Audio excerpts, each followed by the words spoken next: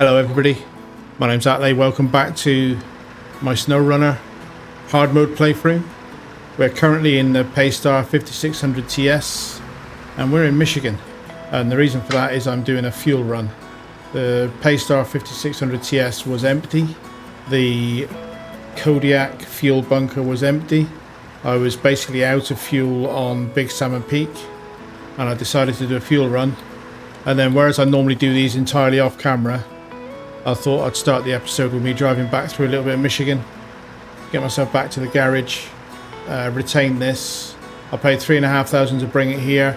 I'll pay $3,500 to take it back, and that's still cheaper than buying fuel in Big Salmon Peak or Flooded Foothills.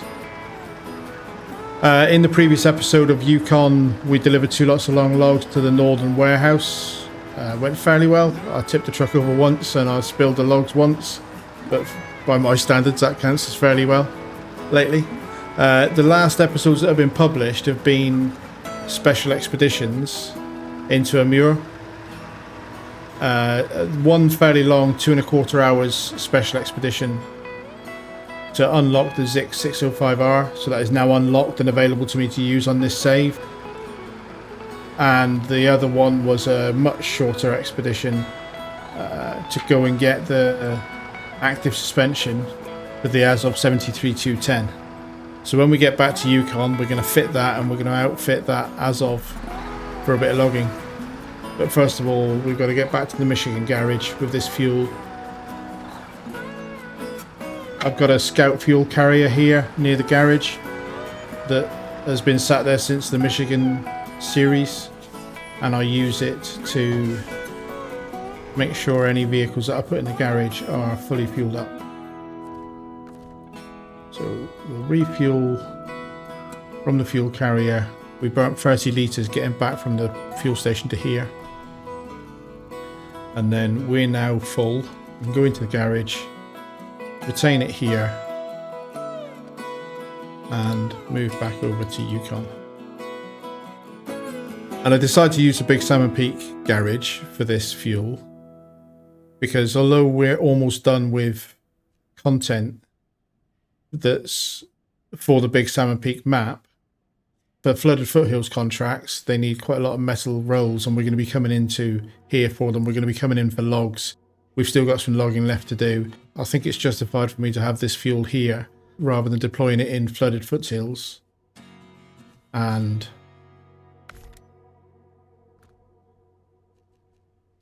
basically being short on this map.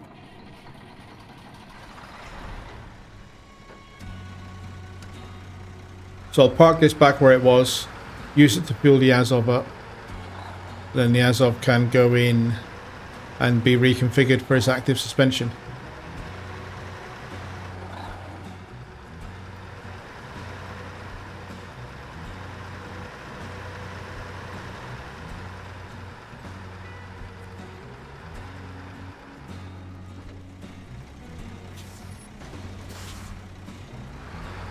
Quite exciting because I've wanted that active suspension obviously since I bought this truck in Tamir, and I've always been a bit put off by how much work it looked to get the Ziks and then active suspension in Amur, but actually I really enjoyed doing it and it wasn't as bad as I expected. It might have been more sensible if I had done that as 2 episodes for the Ziks, but I just decided that I'd rather have it done in one so that I can use that. Not so much the Ziks, I just wanted the active suspension on this map. I'm not entirely sure if I'll bring the Ziks here or not. I'm not sure that there's anything it can do that I couldn't actually do just as well with the Force at the moment.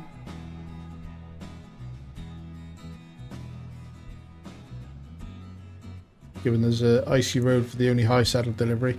But I may bring the Ziks just for the sake of driving it. I really enjoyed I used the Ziks for the unlock of the 73210 suspension, and I enjoyed driving it, so... Oh, no, that wasn't... I thought I'd already changed trucks. Into the Azov. Drop a trailer. And into the garage.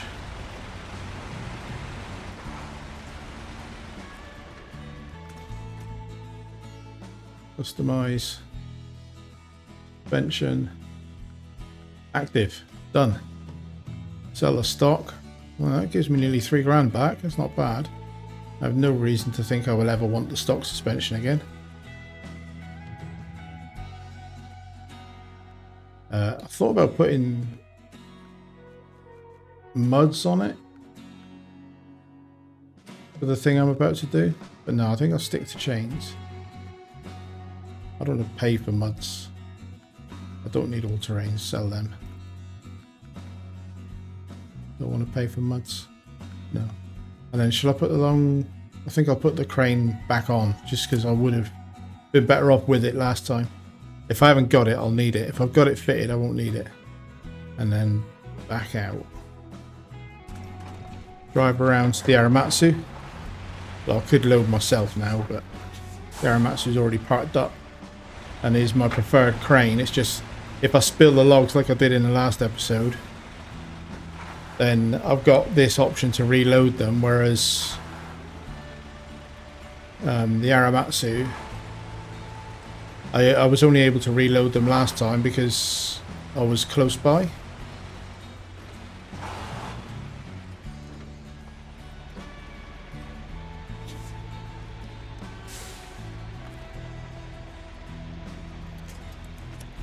You come with me, pal.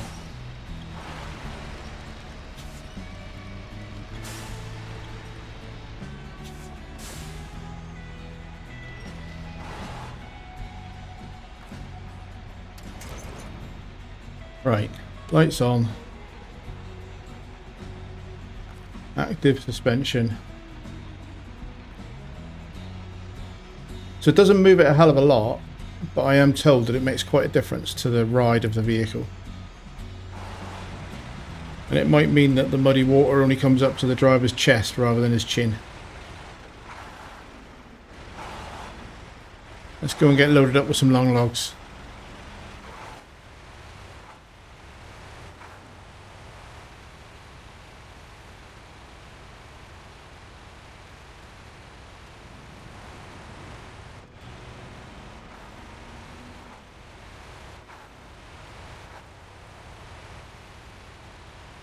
So I've been using a line through here that takes me near the power poles, and that's generally the thing I do because I assume that's where the road is, but somebody suggested maybe sticking closer to the trees is an easier route, so let's do that.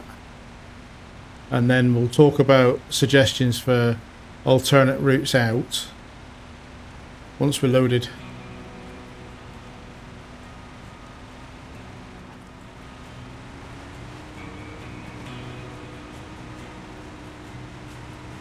Obviously I've got active suspension on as well, so it's a different, I am riding slightly higher. It's not a like for like comparison, but yeah, that seemed a bit of an easier drive.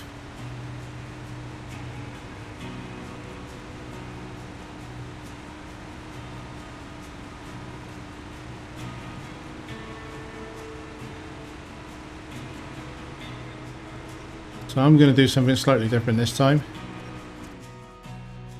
I'm going to drive in and get loaded from the other side, and then have an easier drive out than the way I got stuck in the previous episode.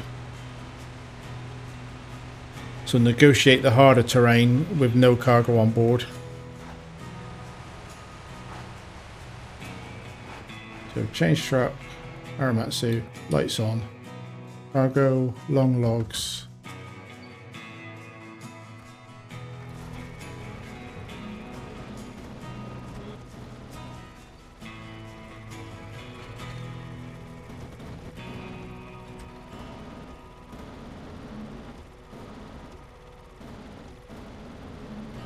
Crane on that Azov might actually be slightly in the way, but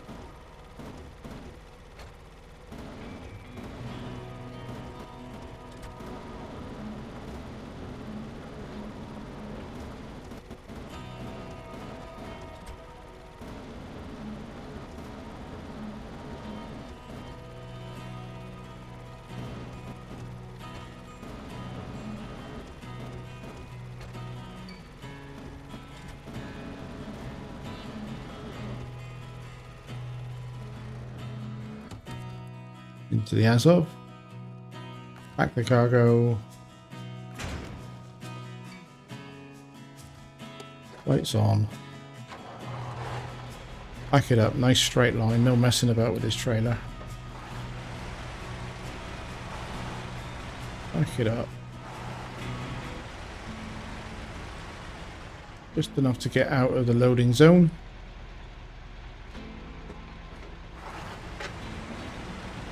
And then hopefully drive out in a straight line. Not messing around with lots of tree stumps and sticky things. Well, I got stuck in the previous episode. Looking back at it on the edit, there was a springy bit of tree branch or root in the ground that was caught on the chin. So I think I was a bit unlucky to get caught that way. I looked back to the one before and the Pacific just sailed through the same area. So I think there's a bit of bad luck really, but yeah. Making my own luck by not going through there again.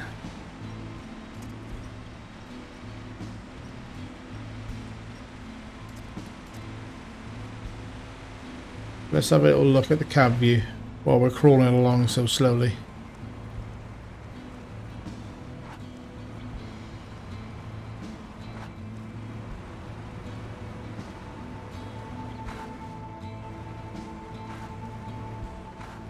Not bad.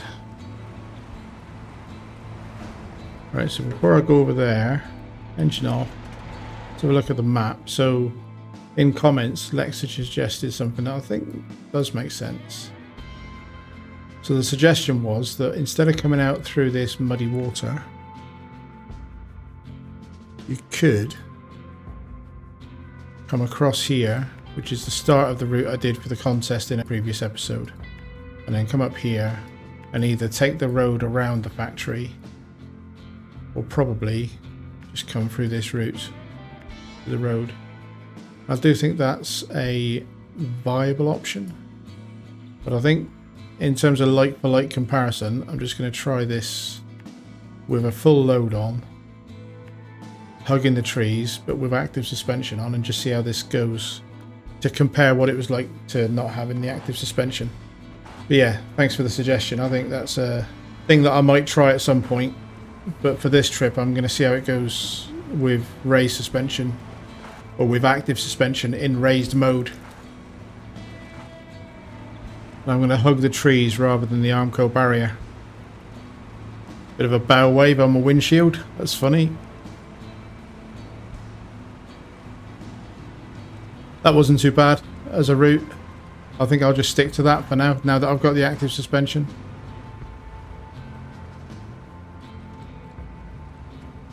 Partly because it also means that I'm going past the garage to get fuel anyway.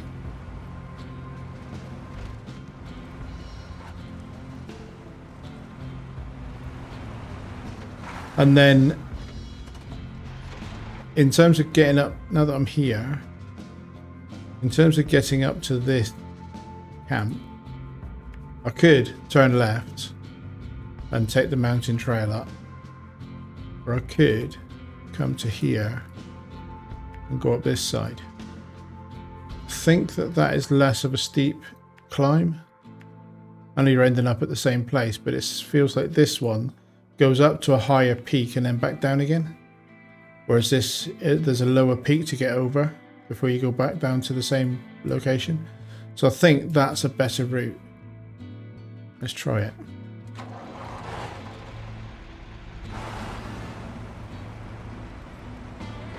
And I will get fuel on the way past, because you can chew up for a hell of a lot of fuel going through that snowy stuff.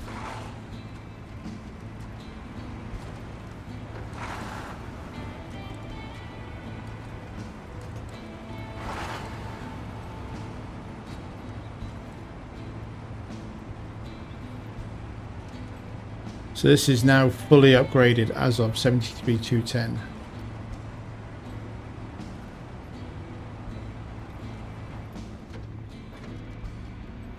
Apart from anything that new that might be released, I think that's all of the most important vehicles in my fleet done. I'd like the Tiger B, but I have decided that is too much work to do as a special, and I'm going to wait until I go to main properly to unlock that. Fuel. Got what I was here for then for a minute. Yep, that's all full. Yeah, so I'm not going to be doing a special to go and unlock the Tiger B. I've been toying with the idea of going to phase 8 when it's released, because I think it would be the sensible thing to do from a channel perspective, to do that while it's fresh and people are interested. But there is a part of me that doesn't like the idea of breaking out of the sequence of the release order of these phases that I've been doing so far. So I'm currently a little bit undecided on that one. Leaving the road here.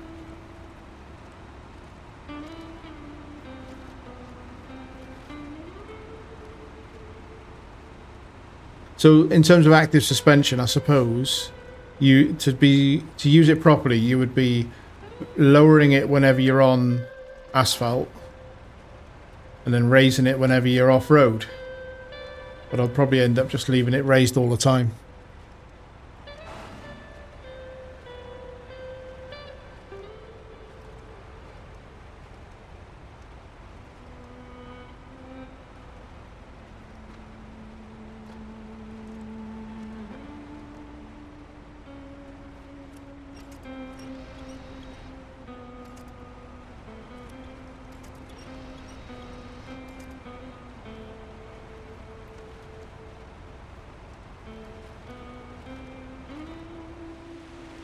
Deceptively steep climb. You can't really see that so well from the cab view, how steep that is.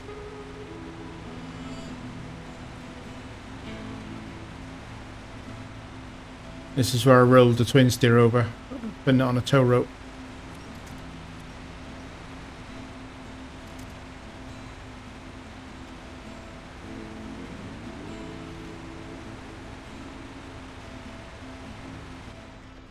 Pretty good logging truck, isn't it?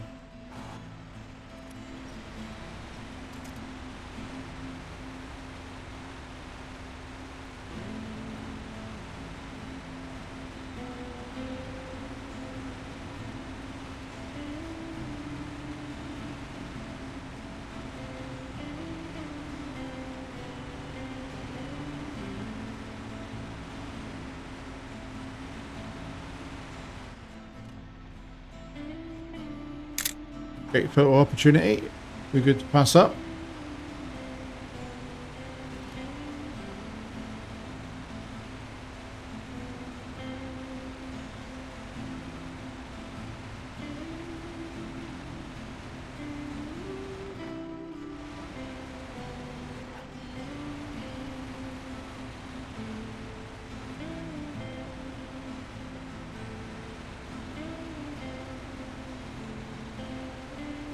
Yeah, so this is the high point of this route in.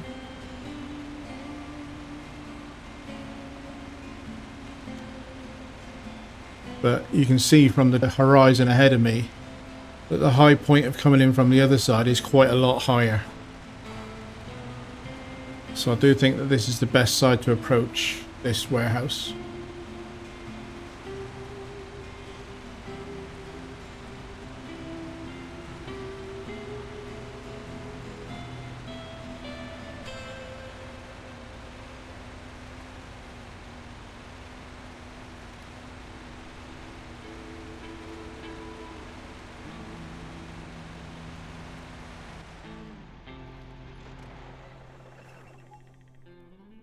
Burst of 2, then we're going to get back to the logging camp, reload, and come back again. Turn around. Fills me a little bit with dread. This trailer on.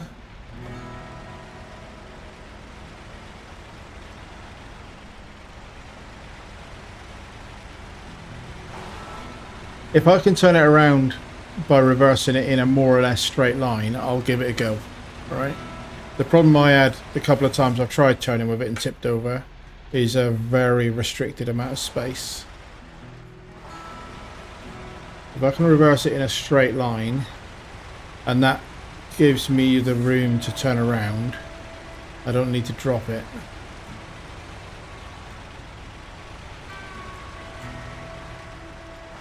See? That was perfectly safe. Right, I'm empty now. Can I climb out of this on high? Would I want to? All I'm doing is churning up the mud.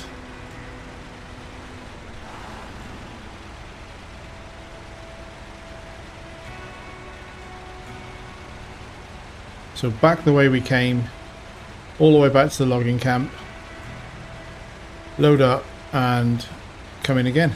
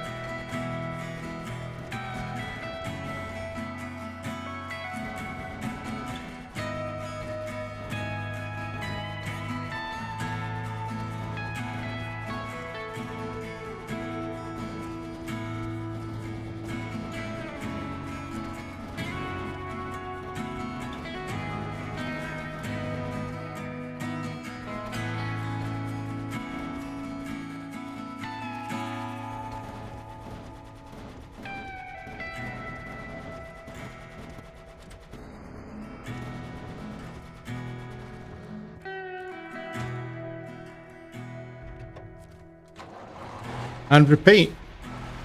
But at least this time it's daylight.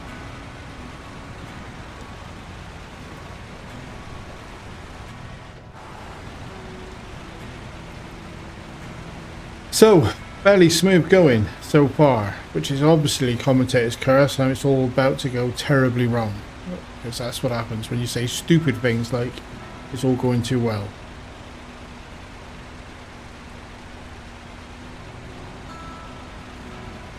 I'm happy with the performance of this with active suspension.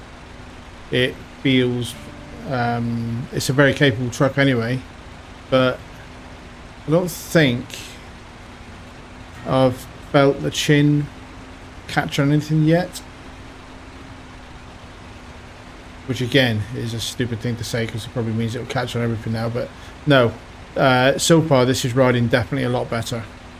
So I think that was worth, it's worth going to a Miura for the Zix, but it's almost worth going to a Miura just for this suspension upgrade if you use this truck a lot. And I intentionally avoided using this truck in Kola Peninsula because I was having some trouble the little bit of time I did use it with the chin digging into asphalt, icy roads. So yeah, happy with the results. And I'm also going to stick to the route that I've been doing through the water because I think this suspension makes all the difference.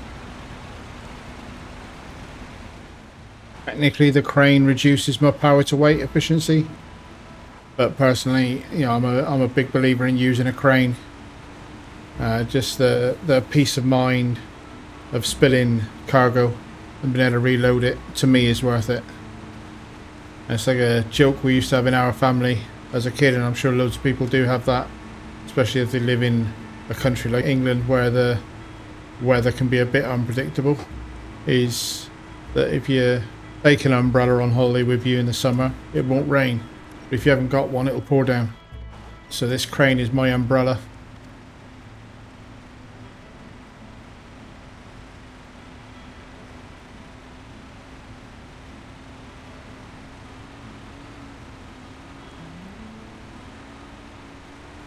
I'll fill up with fuel at the garage on the way.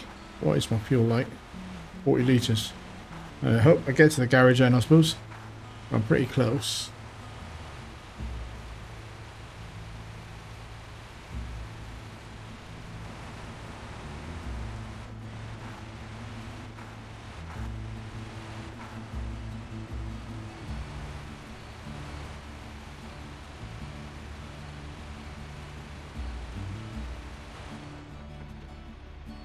Change over, because I stole some out of the main tank last time. There won't be enough.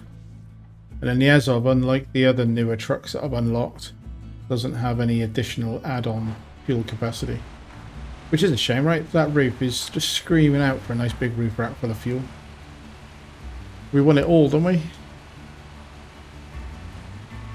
So same route, exactly the same route. I think it was the right thing to do. Up into the mountains.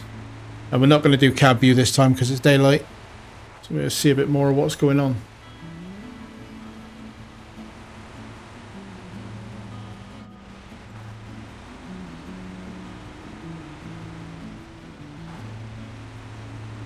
I'm feeling a need to drive more. I'm really liking playing this game with a steering wheel.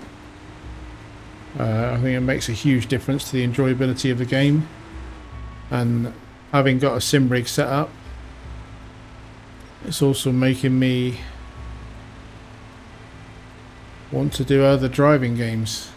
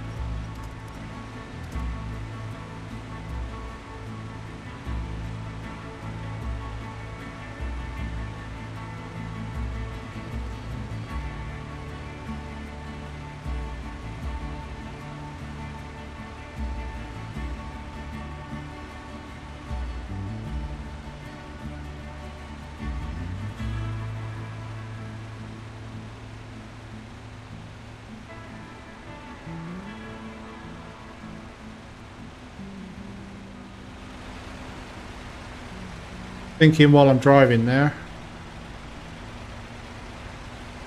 this would be an interesting vehicle configuration to try and make in Space Engineers. 5 axles, front 2 steering, rear 1 steering. Maybe not so much for logging, but saddle on it. Like some kind of a semi-trailer setup. Missed that corner slightly.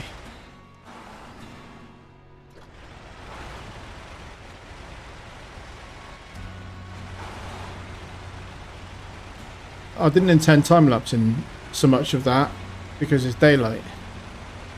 But that was such a smooth and soothing drive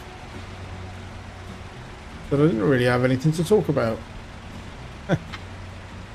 I was a little bit kind of in a trance, just enjoying the drive.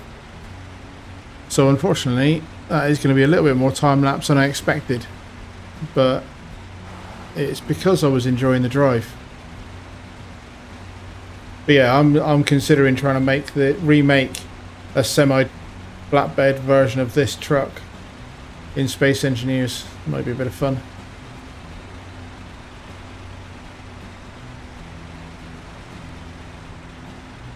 Right, I'm in the box. Engine off. So this is going to be the final delivery of the stocking up task in Big Salmon Peak. Cargo mode, long logs, delivered. $25,000. Nice. That basically pays for the engine that I just put in the Zix 605R for the Azov suspension recovery. Although it also has to pay for this trailer, but it basically pays for the engine.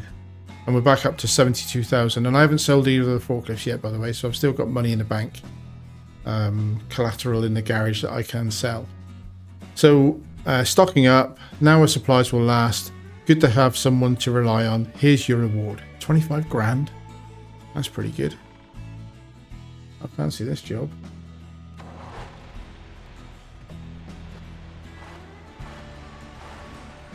Okay, I want to turn around, and I'm not trying to take risks with this trailer, but I just need to turn up here enough to be able to reverse in a straight line the way that I did last time. I've chewed up ground a little bit though, so it doesn't want to let me play.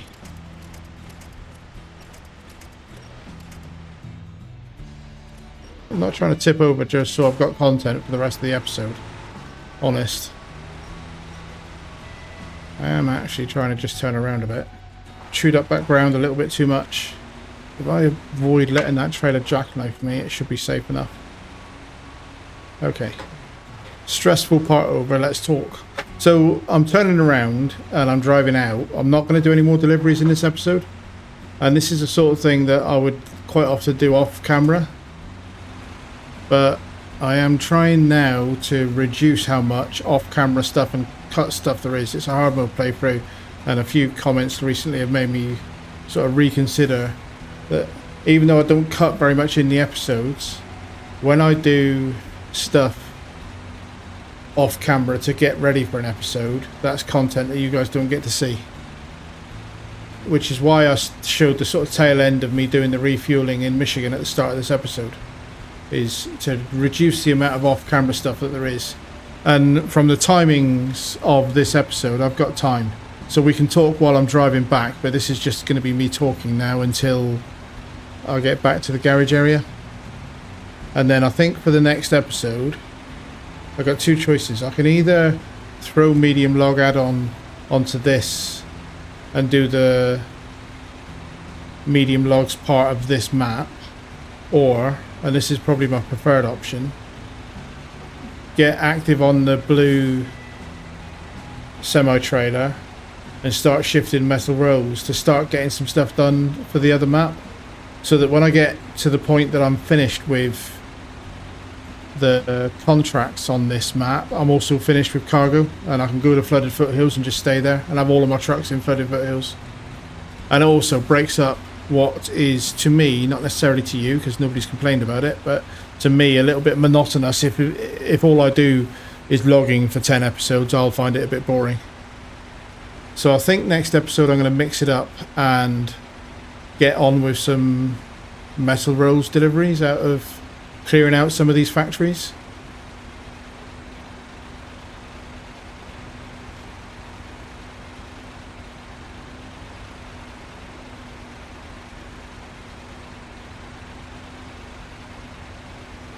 So I've got the Taiga for that, blue semi-trailer. I might use the Tatra Phoenix instead, just because I've got it. It's a good truck. Why wouldn't I use it? It's in danger of being a little bit marginalised now that I've got the Force. I haven't used the Phoenix, and they are both good trucks, so may do a little bit of low saddle work with a Tatra Phoenix in the next episode.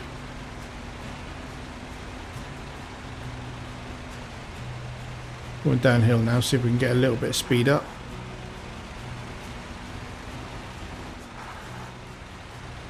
Back into dark again though.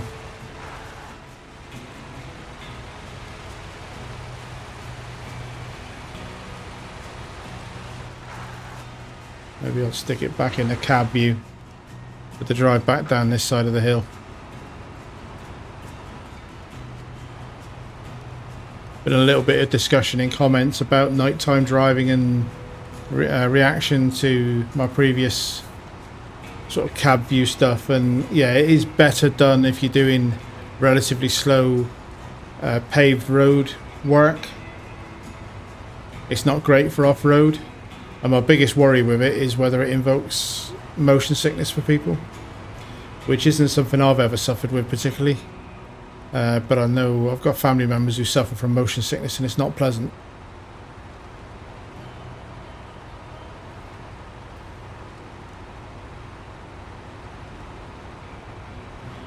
But this is hopefully slow enough that it would be acceptable.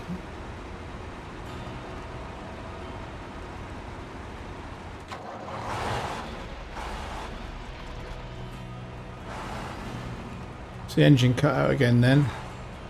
And I comment that it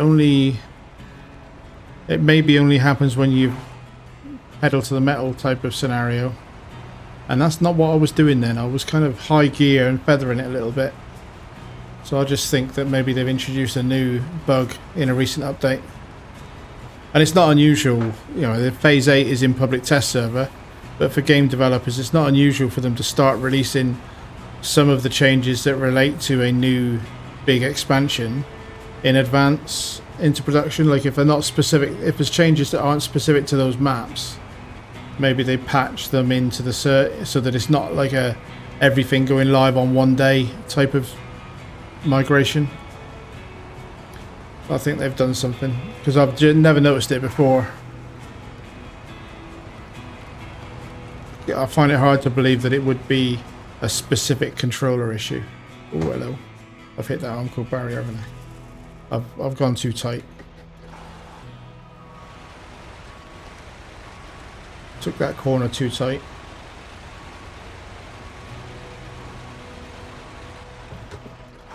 Cab view, not really respecting the perspective I was seeing. Right, just gonna put this in the garage.